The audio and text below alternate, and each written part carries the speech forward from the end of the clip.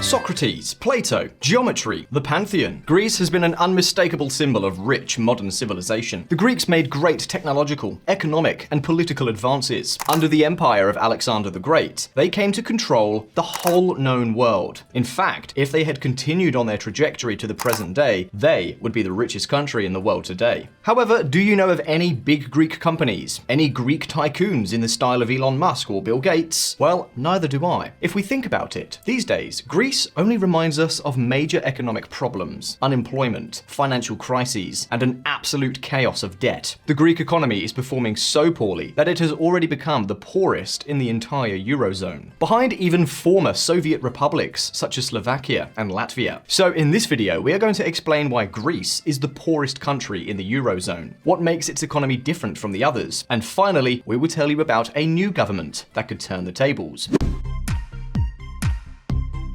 Well, let's start. One peculiarity of the Greek economy is that it has not always been as poor as it is now. In fact, up until the great financial crisis, its economic development was similar to that of other European countries. It was only from 2008 onwards that things really started to go wrong. Greece is the only country in Europe that has not yet recovered its GDP per capita after the crisis. What's more, measured in today's dollars, the average Greek today earns $10,000 less per year than in 2008. The financial boom left the Greek economically mortally wounded, much more than anywhere else. The question is, why? Why was Greece hit so hard in the financial crisis? Well, part of the answer lies in this graph. Historically, Greece has been one of the most indebted countries in Europe. We are talking about the fact that in the early 2000s, when the world was practically cruising on an economic rocket and everything was brimming with prosperity, Greece was already over 100% in debt. The reason behind this has always been, in large part, its immense public spending.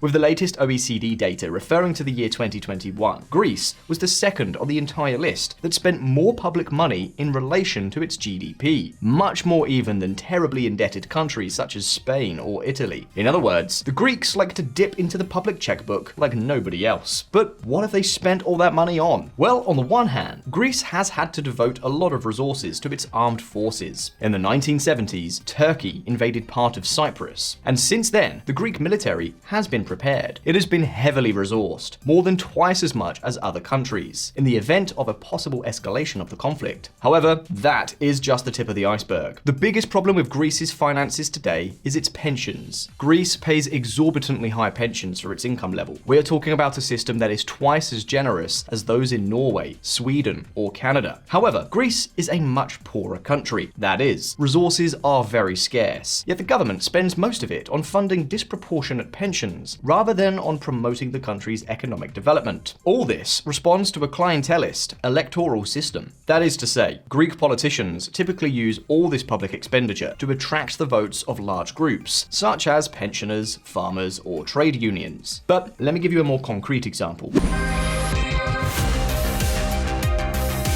This graph shows the Greek deficit over recent decades. The years shown in red correspond to election years. And if you notice, in these years, with elections, Greek governments boost public spending and indebtedness. If you think about it, this is proof of clientelism. Basically, we are talking about politicians buying votes with public funds. Even so, the debt problem is not only a question of expenditure, but also of income. And in this respect, the Hellenes also have another major problem.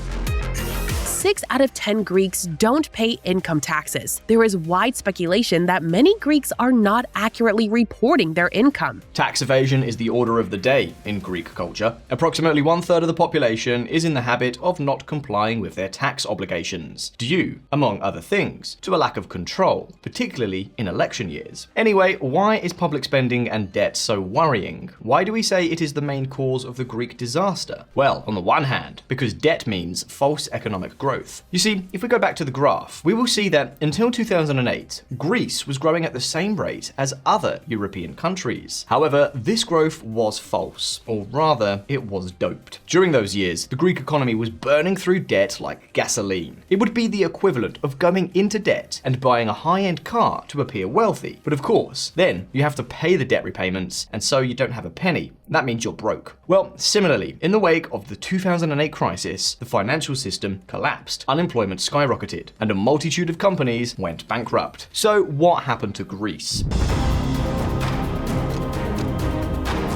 Well, along with the economic chaos, tax collection was reduced. The state ran out of money to fund pensions, hospitals, and schools. And in order to solve it, the government began to go deeper and deeper into debt, until finally everything exploded. After a debt that reached more than 180%, along with scandals of statistical manipulation by the government, and in the face of low confidence in the Greek economy by investors, the Greek risk premium soared. This means that most investors stopped lending money to the Greek government, but those who continued to lend did so at sky-high interest rates of around 30%. Following this, and without further financing, Greece went bankrupt, could no longer pay its bills, nor its pensions, nor its debts, and had only one possible solution left: the bailout. The IMF and ECB bailed out Greece with billions of euros to avert disaster. These bailouts came in exchange for harsh cuts, tax hikes, and a firm commitment that Greece would repay all its debts. Nevertheless, these measures infuriated the population. Greek society refused the adjustment, and in the face of this discontent, a new political group came to power that ended up destroying everything. Here we are talking about Syriza, or literally translated, the radical left coalition.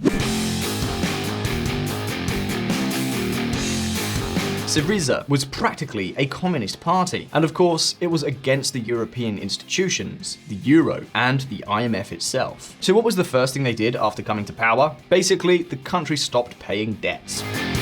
Greece defaults on $1.7 billion payment and became the first developed country to default to the IMF. Syriza thought that defaulting on the debt would be the solution to all the state's fiscal problems, but nothing could be further from the truth. Many owners of that debt were Greek banks, and defaulting on them could trigger a banking panic. In fact, in 2013, the main banks in Cyprus failed because of Greek junk debt. So to avoid a new financial hecatomb resulting from the default, Syriza had to implement a temporary corralito. In other words, to restrict the withdrawal of money to citizens to avoid a banking panic.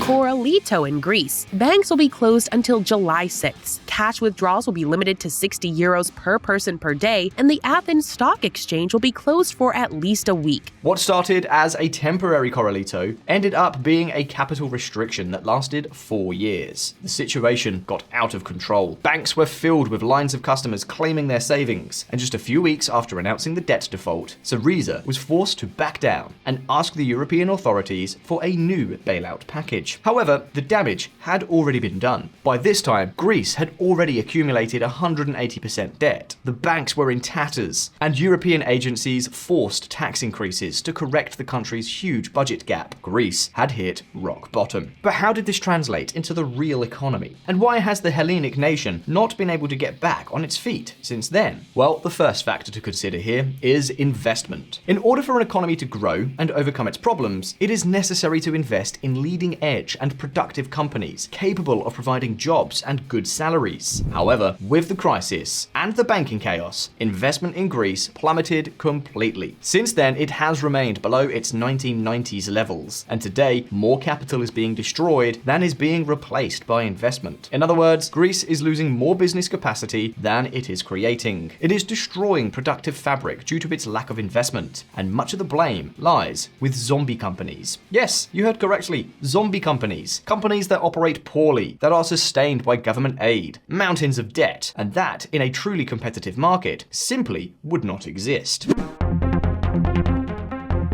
In fact, Greece is the OECD country with the most such companies. According to the latest data, 3 out of 10 companies are true economic zombies. And the problem of zombification is twofold. On the one hand, these companies eat up resources, such as premises, workers, and machinery that could go to other truly productive companies with a more promising future. But on the other hand, most zombie companies are terribly indebted to the financial system. That is, if they do go bankrupt, the banks may lose all the money they have lent them. So you may ask, what does all this mean? Well, to prevent zombie companies from going bankrupt, banks are constantly refinancing them. That is, lending them even more money so that they can survive in the hope that one day they will repay all their debts. And do you know what? This is a major problem because so long as banks are lending their liquidity to zombie companies, they don't have enough money to lend to really productive companies that could get ahead. In fact, an OECD study calculated that if Greece did not have so many zombie companies, healthy companies could receive up to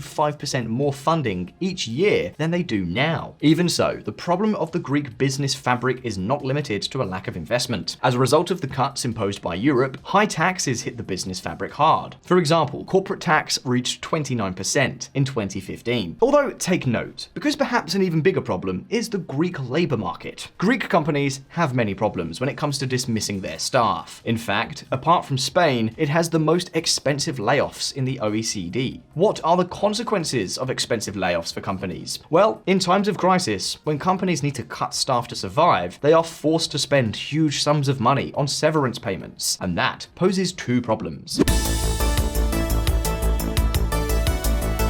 The first is that many companies that have to lay off employees do not have sufficient resources to do so they are doomed to go bankrupt, which ultimately ends up with all employees on the street instead of just a few. But the second problem is that companies that cannot lay off workers, but are not so badly off as to go bankrupt, lose productivity, profitability, and eventually end up becoming zombies that pay low wages. In fact, this is exactly what happened in the 2008 crisis. Companies' sales volume plummeted, but since they were unable to adjust their workforces, their production costs soared. In other words, much less was produced at the same or higher cost. And not surprisingly, this put an end to the competitiveness and strength of the Greek productive fabric, which, in turn, partly explains the rise of zombie companies and the zero economic growth in Greece. In fact, one thing that particularly affects Greek companies is their small size. Greece is one of the countries with the highest proportion of SMEs and the lowest number of workers per company. For example, companies with fewer than 10 workers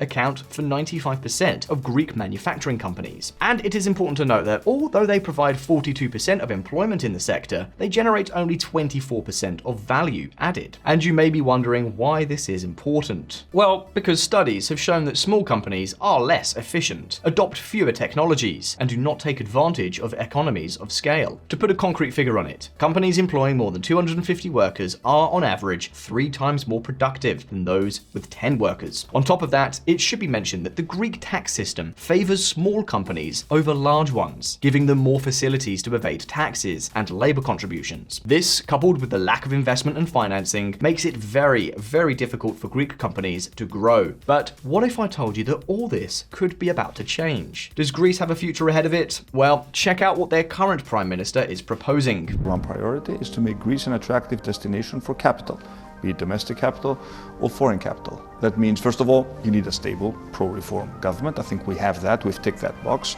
But then, of course, you need to lower taxes and you need to drastically impact the regulatory environment. Greece is still a very confusing and complicated place to do business. This has to change.